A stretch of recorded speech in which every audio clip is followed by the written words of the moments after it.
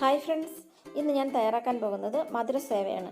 ഓണത്തിന് നമ്മളെല്ലാവരും നമ്മുടെ വീടുകളിൽ പലതരം പലഹാരങ്ങൾ ഉണ്ടാക്കാറുണ്ട്. വളരെ എളുപ്പത്തിൽ ഉണ്ടാക്കാൻ പറ്റുന്ന ഒരു പലഹാരമാണ് മധുരസേവ. കുട്ടികൾക്കെല്ലാം വളരെ ഇഷ്ടമാകുന്ന ഈ മധുരസേവ എളുപ്പത്തിൽ എങ്ങനെ തയ്യാറാക്കാൻ നോക്കാം. മധുരസേവ ഉണ്ടാക്കാനായിട്ട് ഞാനൊരു ബൗളിലേക്ക് 1.5 ഗ്ലാസ് കടലമാവ് ഇട്ട് കൊടുക്കുന്നുണ്ട്. ഞാൻ ഈ ഗ്ലാസ്സാണ് അളവിനായിട്ട് എടുത്തത്. ഇതിന് പകരം സ്റ്റീൽ ഗ്ലാസ്സോ അല്ലെങ്കിൽ അളവ് കപ്പോ ഏതെങ്കിലും എടുത്താൽ മതി. അതിൻ്റെ കൂടെ 1.5 ഗ്ലാസ് അരിപ്പൊടി കൂടി ചേർക്കാം. അരിപ്പൊടി നമ്മൾ ഇടിയപ്പത്തിനൊക്കെ പൊടിച്ച് വെച്ചിരിക്കുന്ന അരിപ്പൊടിയാണ്. കടലമാവും അരിപ്പൊടിയും ഒരേ അളവിലെടുക്കണം. അതിലേക്ക് 1/2 ടീസ്പൂൺ ഉപ്പ് ചേർക്കാം. ഉപ്പിട്ടിട്ട് നന്നായിട്ടൊന്ന് ഇളക്കി കൊടുക്കാം. അതിനുശേഷം വെള്ളം ഒഴിച്ച് നന്നായിട്ട് ഈ മാവൊന്ന് കുഴച്ച് വയ്ക്കാം.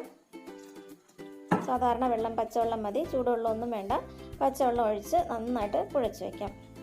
വെള്ളം കുറേശ്ശായിട്ട് ഒഴിച്ചിട്ട് കുഴച്ചെടുക്കണം. ചപ്പാത്തിക്കൊക്കെ മാവ് ഒഴിക്കുന്ന പോലെ അല്പം കൂടെ ലൂസായിട്ട് മാവ് കുഴച്ചെടുക്കാം.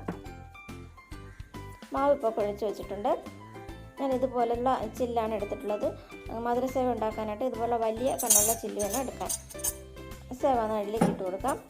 മാവ് സേവാനാഴിയിൽ നിറയ്ക്കാം.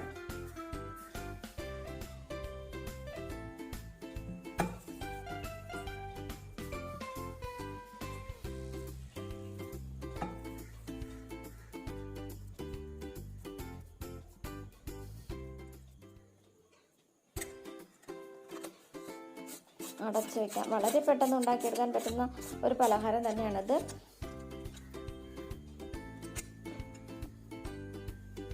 പിഴിഞ്ഞ് നോക്കാം, നന്നായിട്ട് വരുന്നുണ്ടോ എന്ന് നോക്കാം.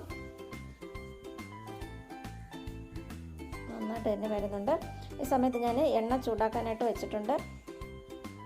ഞാൻ വെളിച്ചെണ്ണയാണ് ചൂടാക്കാനായിട്ട് വെച്ചിട്ടുള്ളത്. എണ്ണ നന്നായിട്ട് ചൂടായ ശേഷം മാവ് പിഴിഞ്ഞ് ഒഴിച്ചു കൊടുക്കാം.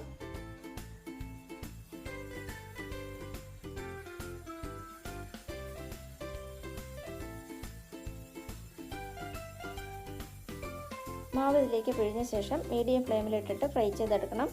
പെട്ടെന്ന് തന്നെ ഇത് ഫ്രൈ ആയിട്ട് വരും. ഒരുപാട് സമയമൊന്നും വേണ്ട, പെട്ടെന്ന് ഫ്രൈ ആയിട്ട് വരും. രണ്ട് സൈഡും തിരിച്ച് മറിച്ചിട്ട് ഫ്രൈ ചെയ്തെടുക്കണം. ഒരുപാട് അങ്ങ് കളറ് മാറരുത്. ചെറുതായിട്ടൊന്ന് കളറ് മാറുമ്പോഴേക്കും കോരി മാറ്റണം. ഇതുപോലെ ആയാൽ മതി. ലൈറ്റ് കളർ മാറിയിട്ട് ഒരല്പം കളർ മാറിയാൽ മതി. ഇത്രയും ആയാൽ മതി. ഇനി ഇത് എണ്ണയിൽ നിന്ന് മാറ്റാം. ഇതുപോലെ ബാക്കിയുള്ളതെല്ലാം ഫ്രൈ ചെയ്തെടുക്കാം. ബാക്കി മാവ് മുഴുവനും ഇതുപോലെ ഫ്രൈ ചെയ്തെടുക്കാം. പിന്നെ ഒരു കാര്യം കൂടി, എൻ്റെ ചാനൽ ആദ്യമായിട്ട് കാണുന്ന ആരെങ്കിലും ഉണ്ടെങ്കിൽ ഒന്ന് സബ്സ്ക്രൈബ് ചെയ്തേക്കണം. അതിൻ്റെ കൂടെ ബെല്ലൈക്കണും കൂടെ ഒന്ന് ക്ലിക്ക് ചെയ്തേക്കണം. പിന്നെ വീഡിയോ കണ്ട ശേഷം ഇഷ്ടമാവുകയാണെങ്കിൽ ലൈക്ക് ചെയ്യണം. ട്രൈ ചെയ്ത് നോക്കിയിട്ട് ഫീഡ്ബാക്കൊക്കെ അറിയിക്കണം. മാവെല്ലാം ഞാനിതുപോലെ സേവ തയ്യാറാക്കി വെച്ചിട്ടുണ്ട്. അതൊരു വലിയ പാത്രത്തിലേക്ക് ഇട്ട് കൊടുത്തിട്ടുണ്ട്. ഇതിപ്പോൾ നല്ല നീളത്തിലൊക്കെ ഉണ്ട്. അതൊന്ന് മുറിച്ചിട്ട് കൊടുക്കണം. ഒരുപാട് നീളത്തിലുള്ളതൊക്കെ ഒന്ന് മുറിച്ചിട്ട് കൊടുക്കാം. ഇനി നമുക്ക് പഞ്ചസാര പാനീയം കാച്ചാം. അതിനായിട്ട് ഞാൻ 2 ഗ്ലാസ് പഞ്ചസാരയാണ് എടുത്തത്. മാവ് അളന്ന അതേ ഗ്ലാസ്സിൽ 2 ഗ്ലാസ് പഞ്ചസാരയാണ് എടുത്തത്. അതിലേക്ക് 1/2 ഗ്ലാസ് വെള്ളം ഒഴിച്ചു കൊടുക്കാം. വെള്ളം ഒഴിച്ചിട്ട് ഗ്യാസ് കത്തിച്ച് പാനി കാച്ചിയെടുക്കാം. നൂൽ പരുവാകുന്നതുവരെ തിളപ്പിക്കണം.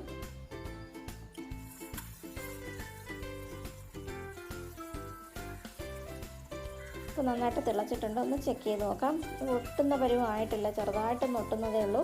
കുറച്ച് സമയം കൂടെ ഇളക്കി കൊടുക്കാം.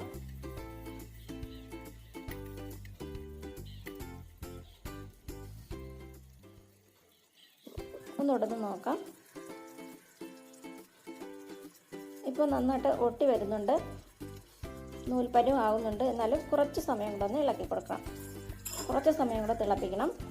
അതിനുശേഷം ഗ്യാസ് ഓഫ് ചെയ്യാം. ഗ്യാസ് ഓഫ് ചെയ്യുന്നതിന് മുമ്പായിട്ട് 1/2 ടീസ്പൂൺ ഏലക്കാപ്പൊടി കൂടെ ചേർക്കാം. ഏലക്കാപ്പൊടി ഇഷ്ടമുണ്ടെങ്കിൽ ചേർത്താൽ മതി. ഏലക്കാപ്പൊടി ഒരു ഫ്ലേവറിന് വേണ്ടിയിട്ടാണ് ഞാൻ ചേർത്തത്. ഏലക്കാപ്പൊടിക്ക് പകരം ചുക്കുപൊടി ചേർത്താലും മതി. ഇഷ്ടമുള്ളത് ചേർക്കാം. ഇനി ഗ്യാസ് ഓഫ് ചെയ്യണം. ചൂടോടുകൂടി തന്നെ ഈ പാനി ഈ സേവയിലേക്ക് ഒഴിച്ചു കൊടുക്കാം.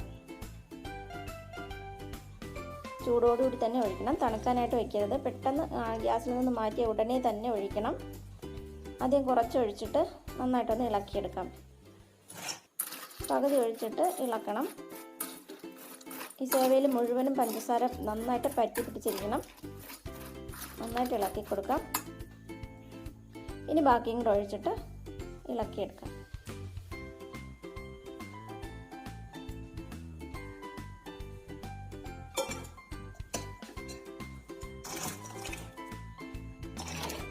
നന്നായിട്ട് ഇളക്കിയെടുക്കാം. പാത്രത്തിൻ്റെ അടിഭാഗത്തൊക്കെ പാനി കാണും.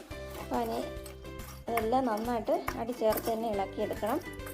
ഇതുപോലെ സ്പൂൺ വെച്ചിട്ട് നന്നായിട്ടൊന്ന് ഇളക്കി കൊടുത്താൽ മതി. പെട്ടെന്ന് എളുപ്പത്തിൽ ചെയ്യാൻ പറ്റും. വളരെ പാടൊന്നും ഉള്ളത് ചെയ്യാനായിട്ട്.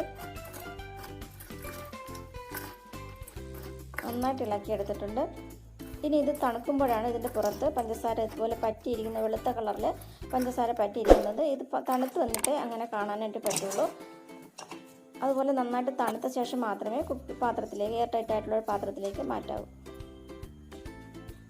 ഇപ്പോൾ നമ്മുടെ ടേസ്റ്റി ആയിട്ടുള്ള മധുര സേവ റെഡി ആയിട്ടുണ്ട്. നല്ല ക്രിസ്പി ആയിട്ടുണ്ട്.